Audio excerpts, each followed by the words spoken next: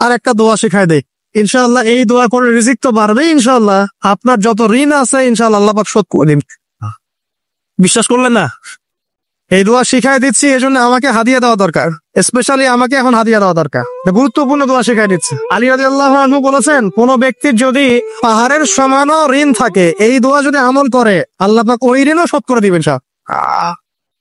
আর ঋণ কেমন জানেন? ওই যে এখন মানুষ ঋণ নিচ্ছে 1 কোটি টাকা ব্যাংক থেকে, 2 কোটি টাকা ব্যাংক থেকে, হ্যাঁ, কত বছর, 10 বছরের জন্য, 20 বছরের জন্য বাড়ি করছে, তাই না?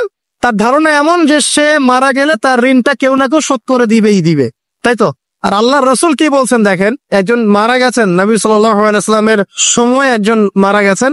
তো নবী করিম সাল্লাল্লাহু আলাইহি ওয়াসাল্লাম বলছেন, এই ব্যক্তির কি কোনো ঋণ আছে? একজন সাহাবী বলেন, হ্যাঁ ইয়া রাসূলুল্লাহ, তো ঋণ আছে। নবীজি বললেন, তোমরা ওর জানাজা পড়ো, আমাকে ডেকো না, তোমরা ওর জানাজা পড়ে নাও, আমি জানাজা পড়তে চাচ্ছি না। আমি এখন কেমন করে আপনাকে বুঝাবো ঋণ কত ভয়ঙ্কর জিনিস? আপনি যে ব্যাংক থেকে 3-4 কোটি টাকার লোন নিয়ে রাখছেন, লাখ লাখ টাকা ঋণ নিয়ে বসে আছেন, দিব্যি সুখে বসে আছেন, এমন চিন্তা যে আপনার মৌত হবে না। আর নবী সাল্লাল্লাহু আলাইহি ওয়াসাল্লাম সময়ে একজন মারা যাচ্ছেন, তিনি বলছেন তোমরা জানাজা পড়ে নাও, আমি জানাজা পড়তে চাচ্ছি না। মানে ঋণগ্রস্ত ব্যক্তির জানাজাও তিনি পড়তেন না। তারপরে একজন এসে বললেন, ইয়া রাসূলুল্লাহ, আমি তার ঋণ শোধ করে দিব, তার যা ঋণ আছে আমি শোধ করে দিব। তখন নবী এসে জানাজা পড়লেন সাল্লাল্লাহু আলাইহি ওয়াসাল্লাম। তো আপনার এই কোটি কোটি টাকা ঋণ শোধ করার লোক তো রেডি আছে নাকি? আছে না? সমস্যা নেই, আপনার জানাজা পড়া হবে, আপনার মিলাদও হবে, আপনার একটা বড়সড় দোয়াও হবে ইনশাআল্লাহ। কিন্তু আল্লাহ পাক বলেছেন, শহীদ আল্লাহর পথে যুদ্ধ করে শহীদ হয়েছে, এই ব্যক্তির আত্মাও ঝুলে থাকে যতক্ষণ পর্যন্ত না তার ঋণটা শোধ করা হয়। এবার বলেন আমি কি বুঝাবো? আর কিছু বলতে হবে? তো এখন সেই দোয়া শেখাচ্ছি আপনাদেরকে, যে দোয়া শিখলে আপনার ঋণ থেকে বাঁচবেন ইনশাআল্লাহ। কত দিবেন বলেন? আচ্ছা, হ্যাঁ, এই তো শুকরিয়া। দোয়া করবেন যেন আল্লাহ পাকের দিনটাকে আল্লাহর জমিনে প্রতিষ্ঠা করতে পারি। আমার সাথে বলেন, দোয়াটা হচ্ছে, আল্লাহুম্মা ইকফিনি বিহালালিকা আন হারামিকা ওয়া আগনিনি বিফদলিকা আম্মান সিওয়াকা। এই দোয়াটা ছোট না?